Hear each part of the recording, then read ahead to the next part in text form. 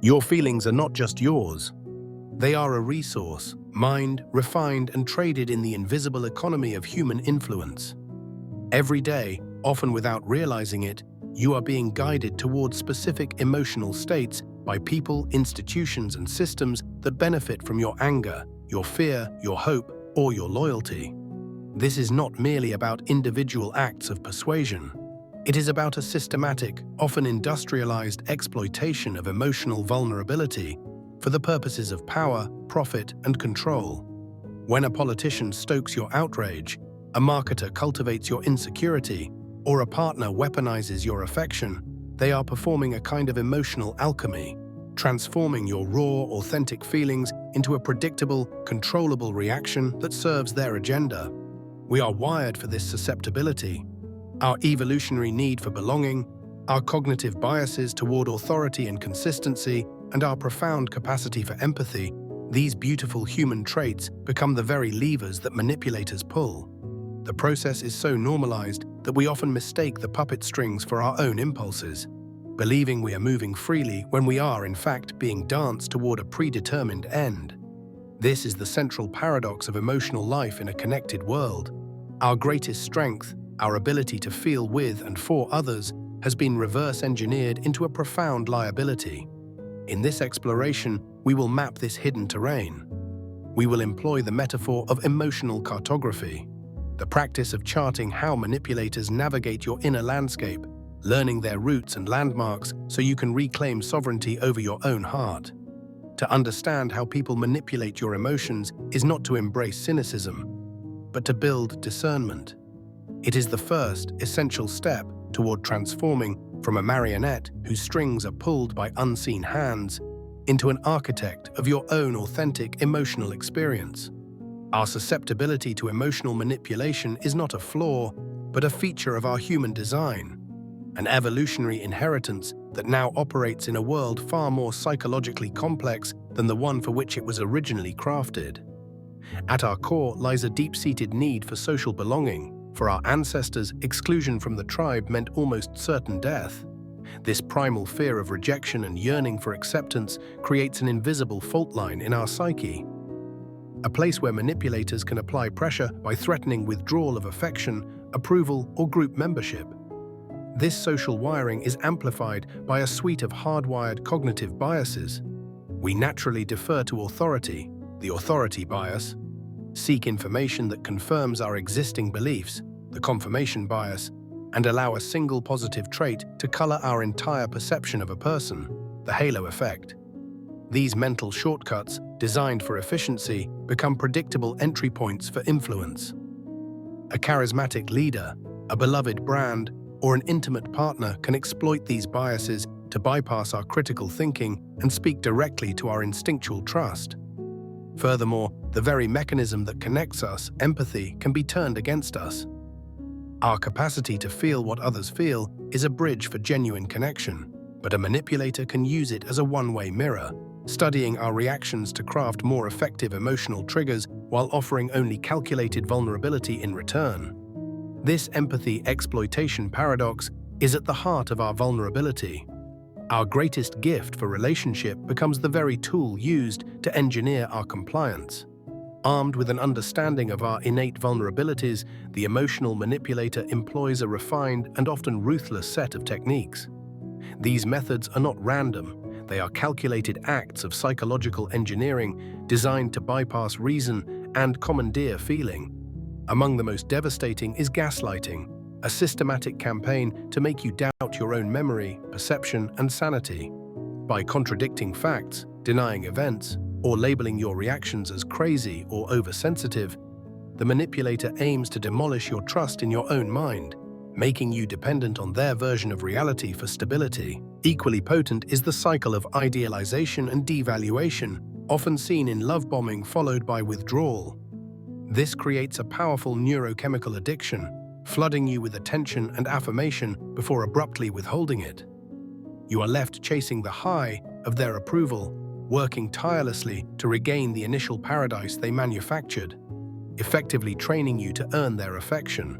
Other tools include guilt tripping and emotional blackmail, which weaponize your empathy and sense of obligation. Fear-mongering amplifies threats of loss, loneliness, or danger to induce anxiety-driven compliance.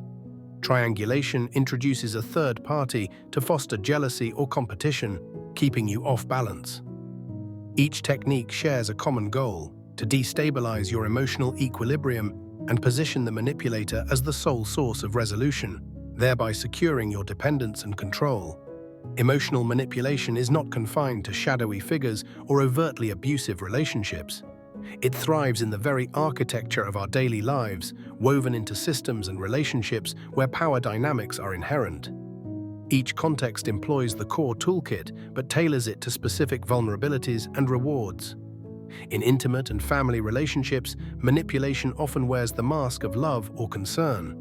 A partner may use guilt, "If you loved me, you would," or intermittent affection to control behavior, while a parent might weaponize obligation or sacrifice to dictate life choices. The stakes feel profoundly personal because the emotional investment is total. The modern workplace has perfected a brand of corporate emotional engineering. It leverages our need for security and status through performative praise, fear of replacement, and the cult of passion that blurs the line between personal worth and professional output. Loyalty is often extracted not through fair compensation, but through engineered gratitude and the subtle threat of being deemed not a team player. On a societal scale, marketing, media, and political machines run on industrialized emotional manipulation.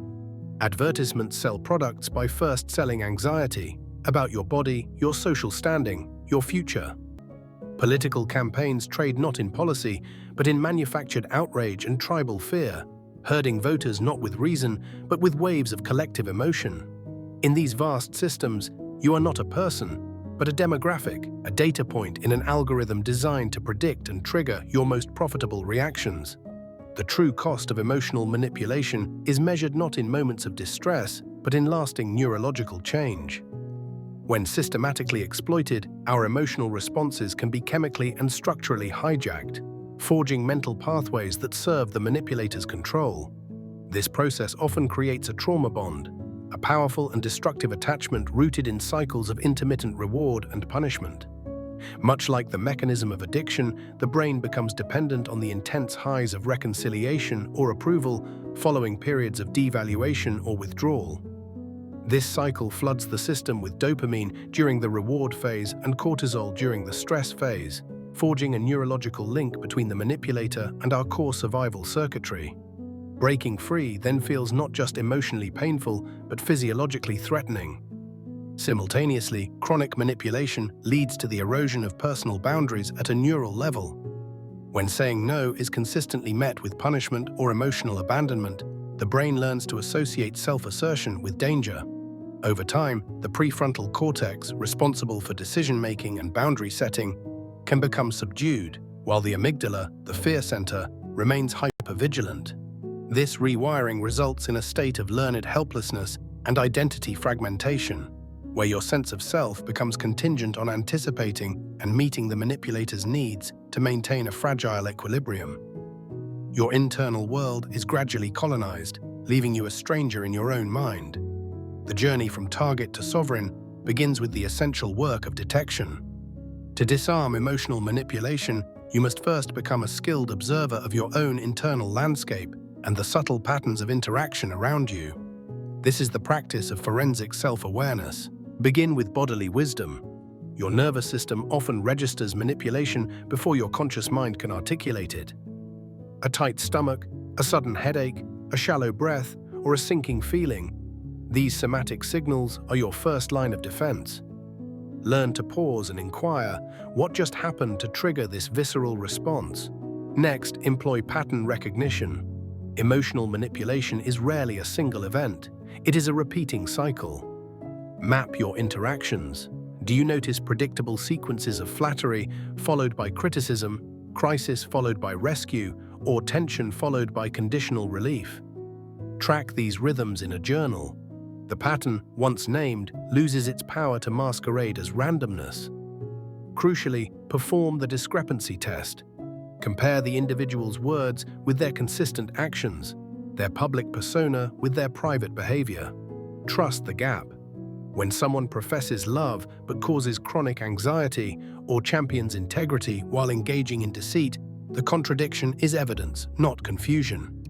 Finally, trust your confusion. If you consistently feel crazy, mentally foggy, or chronically off balance after an interaction, this is not a personal failing. It is the hallmark of a fog machine operating nearby. Your disorientation is a data point, pointing directly to the source of the emotional pollution. Liberation from emotional manipulation requires moving beyond detection to active, empowered response. This is not about fighting every battle, but about strategically fortifying your inner citadel so that manipulative tactics simply cannot gain entry.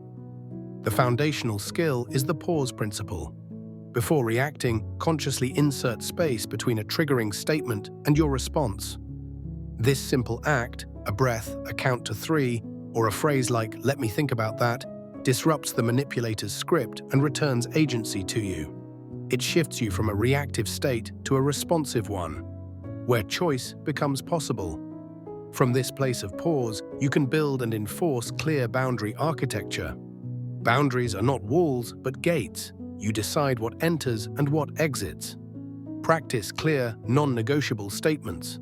"I cannot continue this conversation when you raise your voice," or "I won't make decisions under pressure." Enforce them calmly, without apology or excessive explanation. A boundary only has power if it is maintained. Simultaneously, cultivate internal validation. Redirect your search for approval from external sources inward. Anchor your self-worth in your own values, accomplishments, and integrity. When your emotional stability is no longer tethered to another person's praise or punishment, their leverage dissolves. This internal shift transforms you from a puppet seeking approval to a sovereign being operating from a core of self-defined worth. True freedom lies not in perpetual defense, but in the proactive cultivation of an inner sanctuary that manipulation cannot penetrate. This is the art of emotional invulnerability, not a hardening of the heart, but a deepening of its roots in self-awareness and intention. Begin with mindful detachment. Learn to observe your emotions as passing weather in the sky of your consciousness rather than becoming the storm itself. This witness stance allows you to feel fully without being hijacked. From this clarity, practice intentional response design. Before engaging, ask, "What is the most authentic and empowered way I can feel and act in this situation?" You move from being emotionally triggered to being emotionally creative. Cultivate empathy without enmeshment. You can understand another's emotional state, even a manipulator's, without absorbing it as your own responsibility. This is compassionate discernment. Finally, align your emotional investments with your core values. Choose to invest your deepest feelings only in people, pursuits, and principles that reflect who you truly are. In doing so, you transform your emotional life from a battlefield to a garden, tended by your own conscious hands. The journey through the landscape of emotional manipulation culminates not in suspicion, but in profound self-possession. Understanding these mechanisms does not require you to view every interaction as a threat, but to recognize your own innate power of discernment. Emotional freedom is not the absence of influence, but the cultivated capacity to choose your response with clarity and intention. You have moved from being an unwitting participant in another's script to becoming the author of your own emotional narrative. The puppet strings are not just cut, they are replaced by your own agency. The goal is not a heart shielded by armor, but a heart so rooted in its own truth that manipulation simply finds no purchase. Let your liberated heart be your compass. In a world that constantly seeks to mine your feelings, may you become the sole guardian of your inner wealth, not with fear, but with the quiet, unshakable sovereignty of one who knows the map of their own soul.